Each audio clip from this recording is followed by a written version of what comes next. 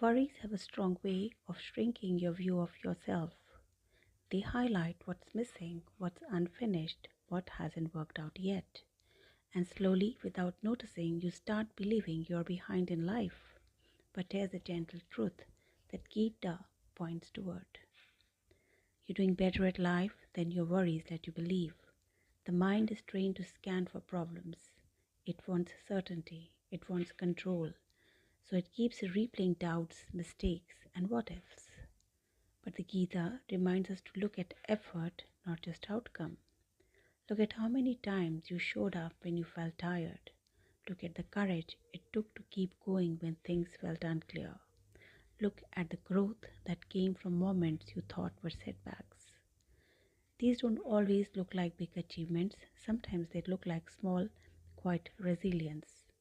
You may not be where you thought you'd be, but you're not where you once were either. That gap between expectation and reality is where worry loves to live. So pause for a moment and notice, what have you learned about yourself this year? What have you survived that you once thought you couldn't?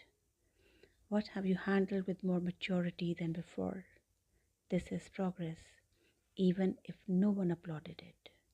The Gita teaches steadiness in action, to keep walking your path with sincerity, without letting anxiety define your worth. And remember this, do not hand over your inner life to the behavior of others. People may not see your private battles. They may not know how much effort it took to stay steady. But your journey does not need external validation to be real. Be gentle with your timeline. Be fair to your own efforts. Growth often happens quietly in ways that don't look impressive on the outside. So when worry tells you that you are falling behind, take a breath and remind yourself you're learning, you're adapting, you're becoming more aware than you were before. And that means you are doing better at life than your worries let you believe.